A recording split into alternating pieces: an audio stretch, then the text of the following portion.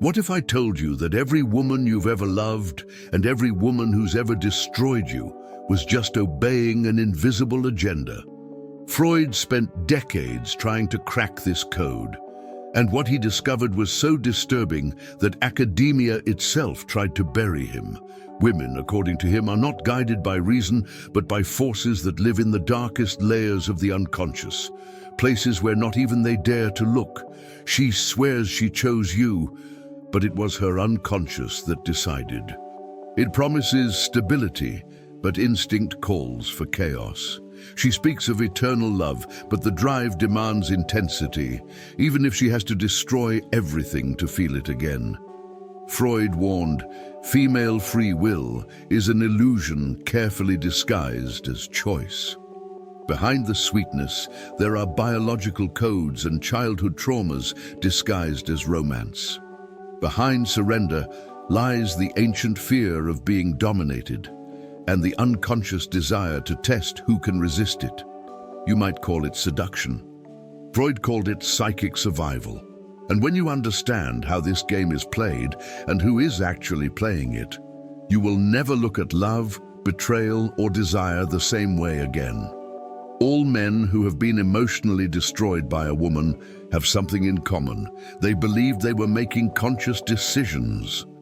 But Freud, by delving into the structure of the mind, id, ego, and superego, showed that the true battlefield lies in the unconscious, where the drives, eros and thanatos, repression, and childhood traumas reside, shaping female behavior long before she utters her first words of love. Women, driven by psychic forces that even they don't understand, carry an ancestral programming for emotional survival. And it is this programming that transforms affection into strategy, care into control, and love into a minefield. No woman wakes up and says, "I'm going to manipulate someone today." She simply acts according to the internal script written by centuries of emotional adaptation. Modern men, out of naivete or pride, still insist on reacting rationally to something that is instinctively unconscious. Freud realized that the human mind is a theater, and the unconscious directs the play while the ego pretends to be in charge. When he studied clinical cases, he saw how female repression transformed pain into charm, insecurity into seduction, and fear into power, all without the woman being fully aware. Think about it. How many times have you seen a woman lose interest at the exact moment a man demonstrated genuine love? This isn't cold calculation. It's the unconscious reacting to the loss of challenge, the breakdown of the tension that fueled the libido. The same impulse that leads someone to dream of danger, as Freud described in his theory of dreams, also leads the female mind to unconsciously seek the chaos that awakens the vital instinct. It's eros, the life drive, intertwined with thanatos, the drive for destruction, dancing silently under the guise of romance. True male liberation, Freud said, lies not in trying to decipher women, but in understanding the psychic mechanism that moves them. Just as an analyst interprets dreams to decipher symbols, a man must learn to interpret behaviors, not judge them. If a woman's mood changes for no apparent reason, it's the unconscious rewriting the narrative to restore emotional control. If she approaches when you pull away, it's the drive seeking balance between desire and threat. This perception isn't used to assign blame, but to understand the mind as it is, not as we wish it were. Freud warned, those who ignore the unconscious are condemned to be ruled by it, and perhaps that's why, in silence, many men struggle against something they can never see, but feel every day. Freud used to say that men are mistaken in believing they decide for themselves. In reality, the unconscious is the one who chooses, and the conscious mind merely invents elegant justifications to appear in control. 90% of everything we do stems from repressed drives, desires, fears, and traumas that have never been resolved. Women in this context are even more hostage to this hidden mechanism. The structure of the female mind, shaped by centuries of repression and social roles, has learned to survive through emotional adaptation, not rational logic. They may believe they choose the right partner, but it is their unconscious that seeks the familiar pattern, the echo of a childhood trauma, the unconscious reflection of the unresolved Oedipus complex. And the most intriguing thing is that, even though they perceive the cycle, they repeat it, as if an invisible force were dictating the script of their emotional life. This is the trap of free will, believing that the ego controls what in fact the id has already decided. How many times have you seen a woman say she no longer wants a certain type of man, and months later be with someone identical? This isn't a lack of awareness, it's the unconscious insisting on correcting the trauma through repetition. Freud called this the repetition compulsion, the tendency to unconsciously relive painful situations in an attempt to transform them into psychic pleasure. Thus, the woman who was ignored by her father seeks the attention of emotionally unavailable men, as if by symbolically healing the past, she could finally free herself. But the truth is, the unconscious doesn't seek liberation, it seeks familiarity. It prefers familiar suffering to unknown peace. And this is what makes free will an illusion as seductive as it is cruel. Understanding these mechanics is the first step for anyone who truly wants to awaken from emotional hypnosis. Freud didn't write about this to accuse, but to liberate. He believed that psychoanalysis, as a healing method, was a way to illuminate what was hidden. Because when the unconscious becomes conscious, the game changes. The man who understands this stops reacting to what she says and begins to observe what she repeats. The woman who understands this stops blaming fate and begins to listen to the whispers of her own mind. Free will, after all, may not be about choosing, but about recognizing who is choosing within you. And it is at this point that Freud arrives at the most controversial core of his theory: the role of the female superego and how it differs from the male. A topic that would change everything we think about morality and desire. Freud observed something few have dared to repeat. The female superego is formed from shame, not guilt. This difference, though subtle, changes everything. Guilt arises from an internal punishment, the conflict between what one desires and what one believes is wrong. Shame, on the other hand, arises from the gaze of others, from the fear of being judged, rejected, or excluded. While men tend to be tormented by an inner voice that reprimands them, women are shaped by an invisible audience watching them. From an early age, they learn that acceptance is more important than being authentic. And so, the female ego is built on layers of performance: the exemplary daughter, the understanding friend, the emotionally mature partner.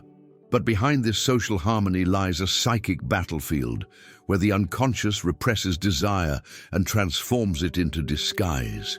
This difference explains why so many women feel pleasure in pleasing, but anger when they are ignored. The desire for approval, governed by shame, is an invisible trap. She does good to be seen, not necessarily out of genuine desire. And when the external gaze disappears, the meaning of action dissolves. Freud called this the ego's defense mechanism, the transformation of repressed impulse into acceptable behavior. It is the woman who helps everyone and then feels empty, or the one who seeks aesthetic perfection to hide unconscious insecurity. This is why social judgment has such devastating power over the female psyche. It activates the primal wound of inadequacy. Freud saw this clearly. Women are not slaves to desire, but to the gaze. And while men struggle with sin, they struggle with exposure. The result is a mind trained to survive in society, not to understand itself. This psychic structure causes many women to confuse repression with emotional strength. They believe they are being mature, when in fact they are merely repressing their own truth to fit the rules of the collective superego. Freud saw this phenomenon as one of the causes of modern hysteria, when the unconscious explodes in physical or emotional symptoms because the mind can no longer bear the mask. And it is at this point that one of the most controversial discoveries in psychoanalysis emerges: the Anna O. A case where female hysteria transforms not into weakness, but into a powerful form of psychic control over others. Freud would never forget Anna O., the young woman who inaugurated psychoanalysis without even knowing it. She didn't fake her symptoms, convulsions, paralysis, lapses of speech, but her body spoke what her mind dared not. Freud and Brewer realized something revolutionary there. Hysteria wasn't a theater of lies, but a coded language of the unconscious. Anna O. transformed her repressed conflicts into symptoms, and by narrating them, what Freud called the talking cure, the symptoms dissolved. What seemed like weakness was, in fact, symbolic power. And this power, even unconsciously, remains present in modern relationships. When a woman becomes silent, cries, distances herself, or becomes emotionally ill, it's not always manipulation. It's the expression of an unconscious that has learned to communicate pain through impact. It's the psyche speaking in code. Over time, Freud realized that this hysteria didn't disappear, it just became more sophisticated. Today, the woman who uses silence as punishment, drama as an escape valve, or victimization as a shield doesn't do so consciously. It's the unconscious rewriting reality to preserve wounded self-esteem. Hysteria has become a form of emotional defense. Instead of confronting pain, she projects it onto others. This is what Freud called reaction formation, when the ego replaces an unacceptable impulse with its opposite mask. The woman who desires control may appear fragile. The one who fears abandonment feigns self-sufficiency. Behind the gesture lies an unaccepted truth, and this is what makes hysteria so powerful. It creates narratives that shape others' behavior without the need for words. The problem is that modern man isn't trained to read symbols, only actions. And that's why so many feel trapped in emotional games they don't understand. When she alternates between affection and rejection, she's expressing the conflict between eros and thanatos, love and destruction, pulsing within her. When the body becomes ill after a fight, it's the unconscious taking charge of what has been repressed. Freud said that the body is the stage where the unconscious acts out what the mouth keeps silent. And understanding this is vital. What many call manipulation is, in fact, distorted communication. The man who understands this language begins to see beyond the symptom and sees the pattern. And this pattern, almost always, originates in a deeper and more ancient bond, the maternal complex, where love is confused with power and dependence. Freud said that no man loves a woman. He loves deep down the echo of his mother. The first look, the first touch, the first gesture of acceptance or rejection, all of this is imprinted on the unconscious like an invisible mold. It is there in the early years that a boy learns what love is and what he must do to deserve it. If he had to be perfect to be seen, he will grow up serving. If he was ignored, he will eternally seek attention. If he was pampered, he will expect submission. The adult woman he chooses is almost always a symbolic continuation of this bond. Freud saw the Oedipus complex as the emotional matrix of all relationships, and few escape it. The mother is not just a person, she is an emotional program. The man who does not break this bond repeats it, changing faces, but never patterns. This is why so many men confuse love with dependence, affection with obedience, and care with control. They don't realize that when they fall in love with domineering, unstable, or emotionally unavailable women, they are simply trying to correct what childhood left unfinished. Psychoanalysis shows that the unconscious seeks symbolic reparation. It recreates the trauma to try to overcome it. The problem is that, without awareness, the man reverts to being the boy trying to please his mother to avoid being abandoned. And so he enters relationships where the woman dictates the pace, the tone, the emotion, and he merely reacts. Freud called this libidinal regression, the unconscious return to an earlier emotional stage. And the more he tries to do everything right, the more he loses respect, because the female unconscious doesn't desire the obedient son, but the man who doesn't need maternal approval. Breaking the maternal bond doesn't mean rejecting the mother, but freeing oneself from her psychic influence. It means understanding that mature love isn't born of need, but of presence. That a woman shouldn't be an extension of her mother, but a mirror of her own integrity. When a man awakens to this, something shifts in his energy. His gaze becomes more focused, his gestures firmer, his silence more meaningful. It's as if the ego, previously submissive to the maternal superego, begins to align with the self, with the center of the conscious psyche. And this is where the unconscious interplay between the sexes begins to reveal itself clearly, because what many call betrayal, coldness, or feminine disinterest may actually be the echo of a much older code, the biological code of survival, which Freud saw as the instinctual root of desire. Freud never saw infidelity as simply a broken morality. He understood it as a symptom of something much older, the instinct for emotional and biological survival. In the female unconscious, desire is not a rational act. It is an ancestral reflex. A woman who seeks novelty does so not out of malice, but out of adaptive impulse. For millennia, nature has programmed her body and mind to detect strength, stability, and security in men, and this reading occurs at levels that escape consciousness. A man may wonder, why did she suddenly change? But the answer lies in an internal algorithm that instinctively compares presence, dominance, and energy. Freud called this psychic determinism. Nothing is random in the unconscious. Even what we call betrayal is often the drive trying to ensure the symbolic survival of the species. This biological pattern manifests itself in small things. It's the woman who, without realizing it, changes her tone of voice when she feels confident in a man. It's the sparkle in her eyes when she feels challenged by someone who doesn't idolize her. It's the sudden distancing when a partner becomes predictable. Freud saw this as part of the unconscious interplay between Eros and Thanatos, the life instinct that seeks excitement and the death instinct that destroys stability to be reborn.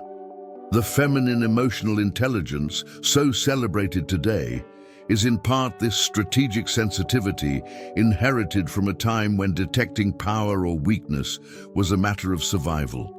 The body reads before the mind understands.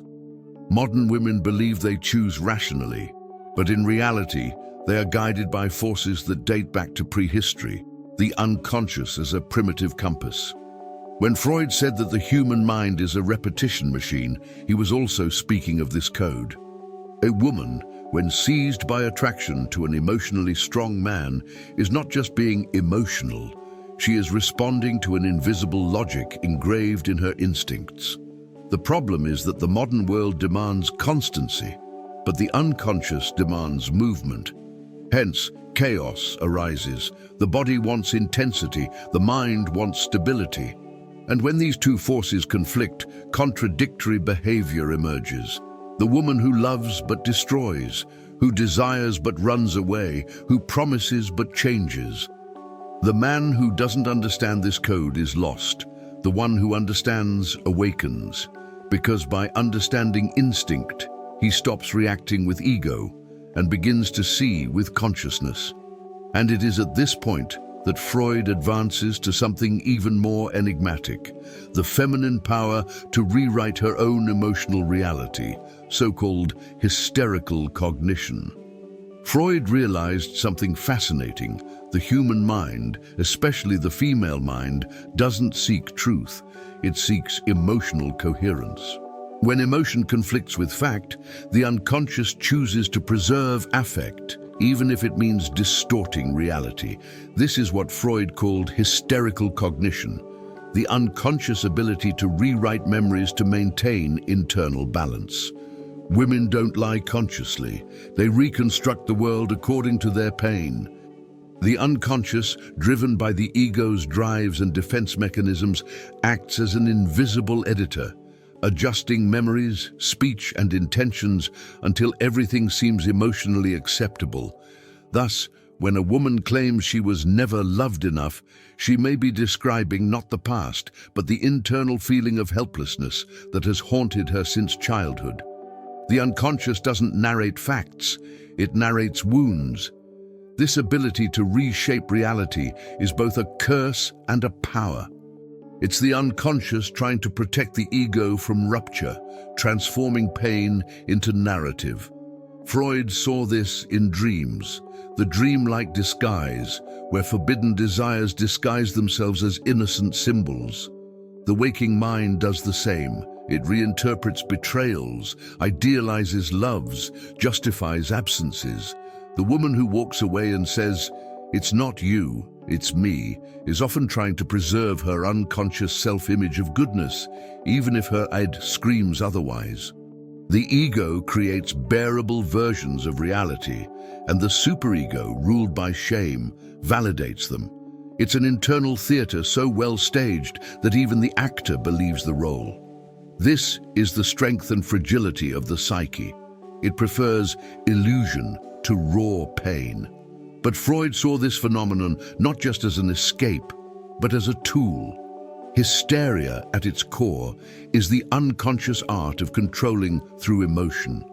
Whoever masters the emotional narrative dominates the psychic realm. And when a woman alters a man's perception with tears, silences, or contradictions, she leads him into a realm where logic has no value, only empathy. The problem is that this same skill can imprison her. By rewriting too much, she loses access to the original truth. It's like someone who becomes so convinced of their own story that they forget where the lie began. Freud said that the unconscious is timeless. It knows no past or present. And this confusion, at its core, is what fuels the emotional cycle between desire and chaos, where biology and psyche unite to create the next great oscillation, the feminine cycle of desire and destruction. Freud believed that the body is the first unconscious.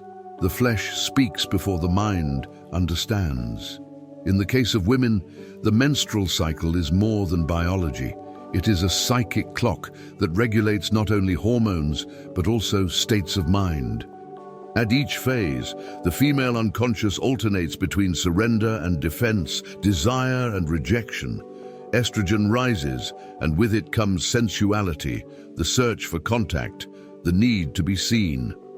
Then, with progesterone, comes withdrawal, silence, the impulse to protect one's inner space. The woman believes she is merely changing moods, but it is the unconscious reacting to her own body, and the body reacting to the drives of the unconscious. Freud saw this as a form of dialogue between Eros and Thanatos, between the life drive and the death instinct. When desire awakens, chaos lurks. When chaos arrives, the mind seeks rest. The ancients knew this.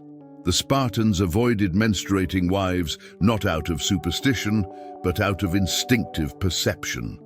They knew that during this period, feminine energy turned inward, a kind of symbolic monthly death.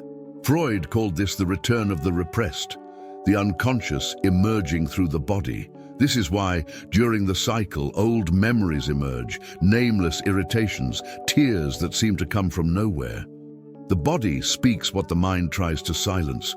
A woman may feel powerful and desirous today and distant and introspective tomorrow, not because of incoherence, but because the unconscious is cyclical. It expresses itself in waves, not lines.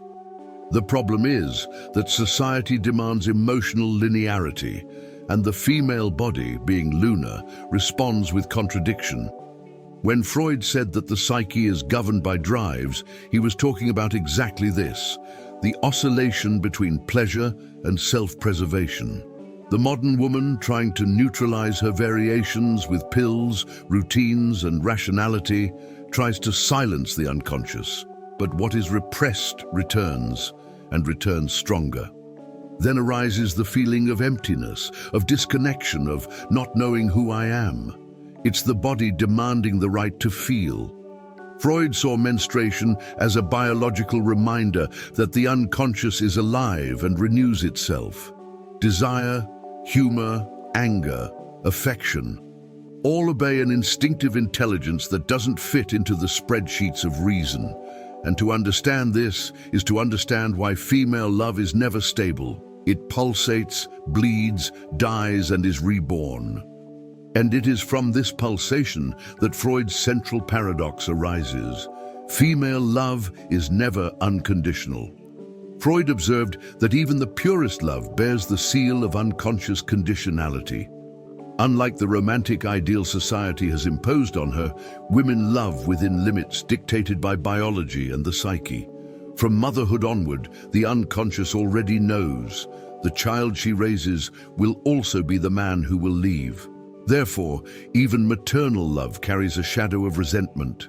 It is the unconscious protecting itself from loss, anticipating pain. Feminine love, therefore, is a force field between attachment and survival. She loves, but prepares for suffering. She cares, but also calculates. Not out of coldness, but because, on some level, the female mind understands that the bond is unstable.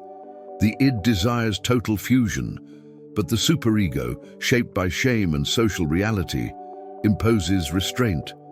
The result is a psychic dance, loving deeply, but never unreservedly. This structure makes feminine love paradoxical. It flourishes in risk, but dies in predictability. When everything becomes too safe, the unconscious interprets it as stagnation and ignites the impulse to flee. Freud saw this as one of the manifestations of eros and thanatos. The same instinct that creates life also destroys boredom. That's why so many women say, "I don't know why love ended." It didn't end, it simply transformed. The unconscious, seeking emotional novelty, destroys the stable to revive the ecstasy of uncertainty. This is what many men interpret as coldness or disinterest, when in fact it is simply the drive for renewal. Feminine love is movement. It is flow. When vital energy ceases to circulate, the unconscious reacts by creating conflict, distancing, or even sabotage. Unconscious ways of restoring lost psychic dynamism. Freud said that stability kills instinct. Therefore, even love that promises eternity carries within itself the embryo of change. The woman who loves today may feel the weight of being loved too much tomorrow, because complete love eliminates mystery, and mystery is the fuel of desire. The unconscious, yearning for freedom, begins to create small cracks, and it is in these cracks that the emotional chaos that so many men fail to understand is born. Her love does not die, it merely changes form, seeking new meaning within the same body. The mistake is to expect constancy where there are cycles. True understanding, according to Freud, lies not in demanding emotional fidelity, but in understanding that the female mind is loyal to its own survival. And it is precisely this loyalty that places it in its most primitive form, in opposition to civilization. A theme Freud would address devastatingly when he asserted that women are, by nature, enemies of civilization. Freud dared to say what no one had the courage to repeat. Women are enemies of civilization, not out of malice but by psychic nature. While men are driven by sublimation, transforming drives into culture, art, laws, and institutions, women remain closer to the primal drive, the raw instinct for survival and reproduction. For Freud, the female unconscious is governed by the logic of life, not that of duty. She is guided by feelings, not ideals. Women seek what keeps them emotionally alive, even if it means destroying what men call stability. This is why men build and women test. He idealizes and women tear down. Not out of revenge, but because the female psychic nature does not bow to civilization. It serves the continuity of the species, not the rules it imposes. This tension is at the heart of human history. Man has erected walls, laws, and religions to contain chaos, but chaos is feminine. Freud saw woman as the representative of the natural principle, while man embodied the civilizing principle. She embodies instinct, he repression. That is why the encounter between the two is never peaceful. Woman idealizes, tests, and discards. The emotional cycle, idealization, testing, and discarding, is the psychic reflection of this clash between nature and culture. When emotion loses its intensity, the unconscious triggers the impulse to destroy, making room for the new. Man sees betrayal, disloyalty. Freud saw only unconscious biology, the eros drive seeking another way to stay alive. Woman does not destroy love. She destroys the stagnation that love generates. The tragedy is that man interprets this instinct as a threat to order. Since the myth of Eve, woman has been associated with the fall, with danger, with chaos. But Freud saw this as a moral error. Woman is not chaos. She is the reminder that order is never absolute. The feminine unconscious defies civilization because it refuses to be tamed. It wants to feel, not just function. And it is this silent insubordination that makes it so feared and so fascinating. The man who tries to dominate it loses. The one who tries to understand it goes mad. The one who accepts its nature awakens. Freud saw this not as a war, but as a tragic dance, the masculine trying to construct eternity, the feminine remembering that everything is born, changes, and dies. And it is from this contradiction that the modern fantasy of female liberation arises, a theme that Freud believed was merely the reenactment of the same instinct under a new mask. Freud predicted that the advance of civilization would not liberate women, it would merely change the name of their chains. Today, modern women believe they have achieved autonomy, the right to vote, study, work, and independence. But the unconscious, Freud said, is timeless. It does not evolve, it merely changes its disguise. The female psychic structure continues to respond to the same drives, eros and thanatos, desire and destruction, love and control. No matter how much the mind proclaims equality, the body still seeks hierarchy and mystery. This is why so many strong women fall in love with men who challenge them, not those who adore them. The unconscious interprets domination as security. The fantasy of freedom clashes with the instinct for symbolic submission.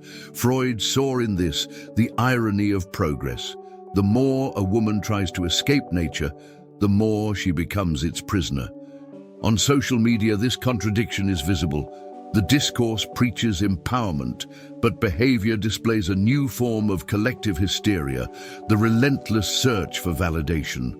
The woman who says, "I don't need anyone," feeds on likes as if she were emotional oxygen. It's the social superego replacing the gaze of the father, husband, or community.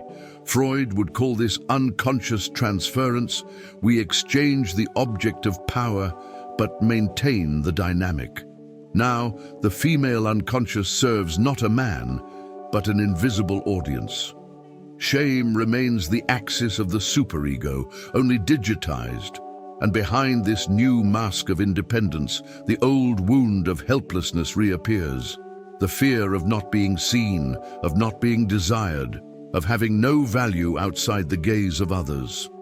The modern woman believes she has overcome biology, but has merely refined instinct.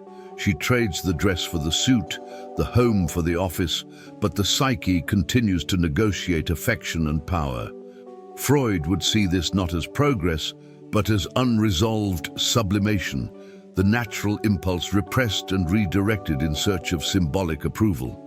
Femininity has become performance and freedom, a well-crafted illusion. Deep down, the modern woman doesn't just desire equality.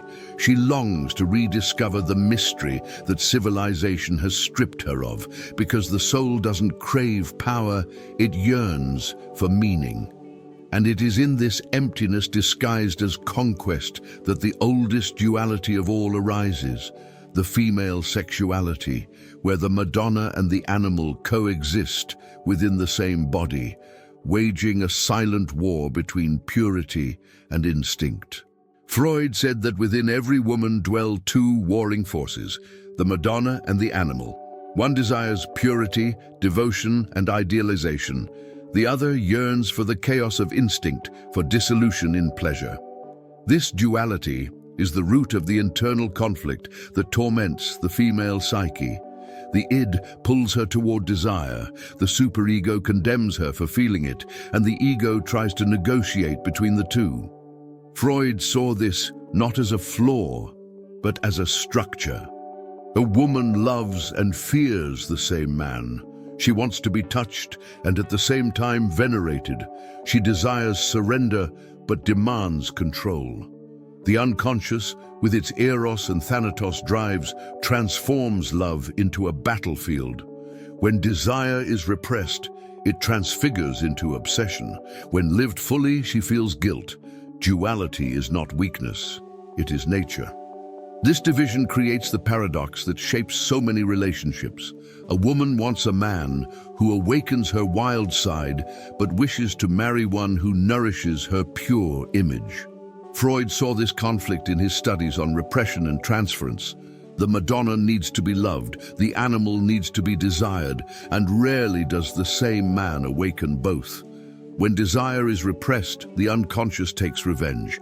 It transforms affection into coldness, pleasure into hysteria, love into boredom. It is the drive seeking an outlet. Freud described this as the mutation of desire into a symptom, the psychic price of denying instinct.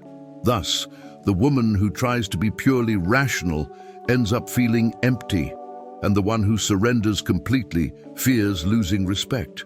The mind alternates between extremes as if unable to inhabit the middle. This duplicity is the root of many modern dramas. The woman who feels guilty for desiring and frustrated for repressing it is trapped in the same cycle Freud identified a century ago. Psychoanalysis does not condemn her. It invites her to integrate. Loving and desiring are not polar opposites, but parts of the same vital impulse. When the unconscious is listened to, the symptom dissolves. But when ignored, it creates stories, crises, and chaotic passions. This internal battle, so intimate, is reflected in her romantic choices. Sometimes she seeks the ideal man, sometimes the impossible man. And in this oscillation, the chemistry of chaos is born, the traumatic bond, where pain and pleasure merge, and the unconscious transforms love into emotional dependence. Freud argued that the unconscious seeks repetition, not healing. That's why so many women are attracted to men who hurt them, not out of weakness, but out of psychic compulsion. Trauma bonding arises when pain mixes with pleasure, and the brain learns to associate intensity with the feeling of love. It's a powerful chemical. Dopamine, cortisol, and oxytocin form an invisible trinity that emotionally imprisons. The bad boy activates the same reward circuit as gambling addiction, unpredictable doses of affection and rejection. Freud saw this as a manifestation of eros and thanatos, the life drive fueled by proximity to destruction. Women confuse emotion with connection and end up becoming dependent on the chaos that makes them feel alive. The unconscious doesn't seek peace, it seeks familiarity. This dynamic explains why toxic relationships seem so magnetic. The female unconscious recognizes in the emotionally distant man the reflection of the first unstable bond, the maternal gaze that sometimes welcomed, sometimes denied. Adult love, then, becomes an attempt to correct the original trauma. It's what Freud called the repetition compulsion, reliving the wound in an attempt to change it. But without awareness, history repeats itself. It's the cycle of attraction and pain, passion and disillusionment that fuels the illusion of intensity. The more she suffers, the more she feels she loves, because the unconscious associates suffering with proof of worth. And the further he distances himself, the more he activates the chemical dependence on dopamine. Pain becomes the new pleasure. The traumatic bond, therefore, is a prison built with bricks of neurochemistry and repressed memories. Freud anticipated over a century ago what psychology today calls the dark triad of personality: narcissism, Machiavellianism, and psychopathy, as the archetype of female fascination. These men embody the primal instinct for power, dominance, and unpredictability. They represent the opposite of emotional boredom, and the female unconscious interprets this as virility. But what appears to be strength is actually a lack of empathy, and what appears to be passion is often control. The woman, driven by the ancestral instinct for survival, bonds with the emotional predator, believing she can cure him. But Freud would say, she doesn't want to cure him. She wants to be chosen by him because that would validate the value that trauma denied her. And when the spell is broken, hatred remains. Secret hatred not of him, but of herself. And it is this repressed hatred that leads to the next stage. The woman's secret hatred for herself, the darkest and most unconscious part of her psyche. Freud said that human beings are divided between what they desire and what they believe they can desire. In women, this chasm is even deeper. They want freedom but fear judgment. They want strength but yearn to be cared for. They want equality but feel alive in their imbalance. This paradox is not moral, it is biological and psychic. The female unconscious, shaped by centuries of repression, carries two voices, that of instinct and that of civilization. When they collide, guilt is born, and then hatred. Women begin to punish themselves for not living up to the ideal they created for themselves. Freud saw this as the classic mechanism of repression and reaction formation. The more they repress their natural impulses, the more they project onto others the anger they feel for having them. Thus, men become the mirror in which they vent their own self-denial. This is the dark core of the female unconscious. Projected hatred. The woman claims to hate the domineering man, but unconsciously she desires him, because he embodies the strength she denies within herself. She claims to despise the vulgar woman, but envies her instinctive freedom. The conscious mind desires purity, the unconscious desires intensity. The result is a soul fragmented between the saint and the sinner, the nurturing and the destructive, the rational and the animal. Freud saw this conflict as the origin of modern hysteria, the body reacting to the soul's repression. When a woman denies desire, the body speaks in pain, fatigue, anxiety, disinterest. The symptom is the unconscious's revenge. And the cruelest part is that she believes she is being moral, when in fact she is merely punishing herself for being human. Psychoanalysis calls this process identification with the aggressor. The woman learns to hate in herself what the world has always condemned. The desire to be desired turns into shame, pleasure into guilt, ambition into pride. Thus, she internalizes the critical gaze that previously came from outside. The superego becomes her jailer.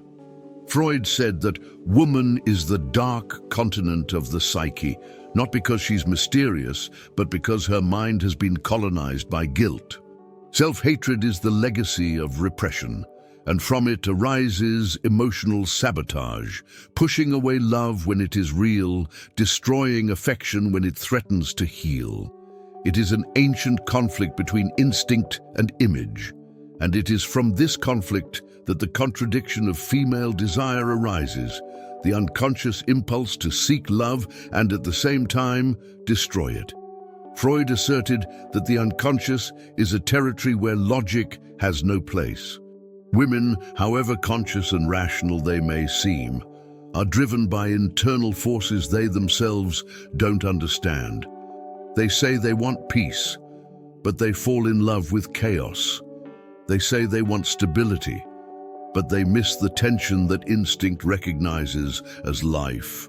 The female unconscious doesn't seek the perfect man, it seeks the man who makes her feel. It's the return of the ancestral instinct, where love wasn't comfort, but survival. Freud saw in this contradiction the essence of female sexuality. Desire is driven by tension, not harmony. When stability arrives, the unconscious interprets it as emotional death, and so she sabotages what she claims to want most, not out of malice, but because the unconscious fears predictability as much as the body fears emptiness. This sabotage is invisible. It appears between the lines, in the subtle test, in the sudden coldness, in the unexplained withdrawal. Freud called this a resistance mechanism. The unconscious creates obstacles to avoid confrontation with real affection. When love is true, it threatens to dismantle the defenses erected since childhood. And this is intolerable to the ego, which fears being seen in its emotional nakedness. So the woman provokes chaos unconsciously to regain control. She tests the man not out of distrust, but out of fear. Fear that he will see what she herself avoids seeing, her vulnerability. Freud said that love is a socially accepted form of neurosis, and indeed, it is the only disease in which the patient resists cure. The unconscious prefers familiar suffering to unknown peace. This is why so many women feel confused. They love the man who embraces them, but desires the one who challenges them. One part wants surrender, the other wants war. Freud saw this tension as the purest expression of drives, Eros and Thanatos vying for the same territory. Love awakens the instinct for fusion. Fear awakens the instinct for self-preservation. When she says, "I don't know what I want," it's the unconscious speaking in two voices. A woman wants a man who makes her feel safe, and at the same time, one who makes her feel alive. The first soothes, the second awakens, and when the two collide, emotional tragedy arises. She destroys what saves her and saves what destroys her. Freud called this the contradiction of desire, the inner fire that consumes but also keeps the flame of existence alive. And it is in this fire that true love is inevitably punished. Freud said that nothing is more intolerable to the unconscious than true love, because to love without defenses is to lose control, and the unconscious by nature fears surrender. When a woman meets a man who loves her without demanding it, something inside her collapses. The ego doesn't know how to react to affection that doesn't need to be earned. The superego, ruled by shame, whispers that she doesn't deserve it. The id, driven by drives, feels suffocated by predictability. The unconscious then creates sabotage. It pushes away, tests, provokes, destroys. Freud called this resistance to pleasure, the unconscious fear of receiving what has always been denied. Because genuine pleasure threatens to dismantle the structure of pain on which the self was built. Loving without suffering seems to betray one's own identity. The paradox is cruel. The woman who dreamed of ideal love, upon finding it, punishes it. And she does so unconsciously with subtle gestures. She distances herself emotionally, loses interest, creates unreasonable conflicts. Freud explained that the unconscious seeks to restore psychic balance, and if love takes away the pain, it creates another to replace it. This is why emotional stability is read as a threat, not a blessing. True love exposes what the mind has repressed. The fear of being seen completely, because being loved without masks forces a woman to look at parts of herself she has always hidden. And this exposure is unbearable for the ego. So she destroys love, not out of lack of love, but to restore the familiarity of suffering. It's the unconscious saying, "I prefer the known hell to the paradise that lays me bare." Freud believed that psychoanalysis served precisely to break this cycle, to bring the fear of love to consciousness so that love can exist without punishment. But the path is painful because it requires facing one's own shadow, the part that fears happiness because it feels undeserving. The woman who destroys true love is, deep down, trying to protect her own unconscious from collapse. She fears love because it is a mirror, and she fears the mirror because in it she sees her psychic nakedness. The love that could heal becomes the trigger for resistance. Freud saw this as the height of human tragedy, the mind punishing what the heart craves to live. And it is in this ambiguous terrain that he introduces his forbidden solution, not to manipulate women, but to survive their unconscious, understanding the hidden laws that govern this invisible interplay between desire and power. Freud didn't offer consolation, he offered lucidity. He didn't teach men to dominate women, but to avoid being dominated by their unconscious. "Survive women, don't manipulate them," he said. The forbidden solution begins when a man understands that there is no way to overcome an emotional system governed by drives as old as the species itself.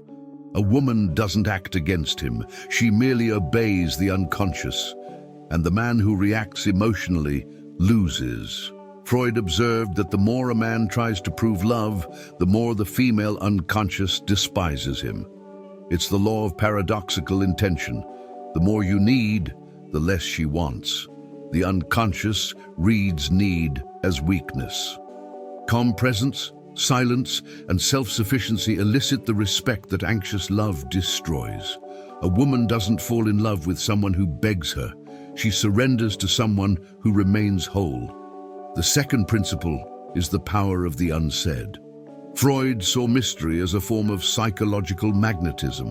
The female unconscious feeds on curiosity. Mystery keeps desire alive. The man who explains everything, over-justifies himself, and tries to be understood kills enchantment. Psychoanalysis reveals that libido moves through the tension between the known and the unknown, and the man who masters silence masters the tension. He doesn't need to feign coldness. It's enough not to try to control the narrative. The female unconscious, feeling that it lacks full access, activates the instinct for discovery, and desire is renewed. Freud called this floating libidinal energy, the impulse that migrates to where there is mystery. Thus, the strong man is not the one who conquers, but the one who remains an enigma. Finally, Freud left the most feared concept, the shadow self strategy. Laugh, remain unshakable, and acknowledge one's own darkness. The man who integrates his shadow, his impulses, his anger, his desire, becomes whole, and the female unconscious recognizes this wholeness as strength. He doesn't try to be good to be loved, but authentic to be respected. Freud saw this as true masculine power, serenity in the face of emotional chaos. The woman tests to measure the structure, and the man who collapses confirms her unconscious fear, that of being with someone more fragile than she. But the man who observes without reacting, understanding the game without entering it, awakens something deeper: trust. And it is at this point that Freud closes the cycle. True victory lies not in winning the female game, but in creating one's own. Which brings us to the final revelation. Male victory is psychic, not emotional. Freud said that a free man is not one who conquers women. He is one who is no longer conquered by his own unconscious. True victory lies not in controlling the feminine, but in understanding what it awakens within himself. A woman is the mirror where a man sees his shadow. When she rejects him, he sees his neediness. When she tests him, he sees his insecurity. When she abandons him, he sees his fear of being forgotten, and when he loves him, he sees his inability to receive love without guilt. Freud called this emotional transference, the tendency to project one's inner conflicts onto another. The awakened man understands the conflict is not between him and her, but between him and his own unconscious. A woman merely reveals what was already within him, and a man who sees this doesn't react with anger, he reacts with awareness. The male awakening begins when he stops trying to win the game and decides to create his own. Freud saw this as the pinnacle of psychoanalysis, the transition from the reactive ego to the integrated ego. The man who understands the laws of the feminine unconscious and his own stops oscillating between love and resentment. He learns the value of silence, the power of absence, the symbolic weight of calm. Because nothing is more magnetic than the energy of someone who doesn't need to prove anything. The feminine unconscious, constantly testing its strength, finds rest only in serenity.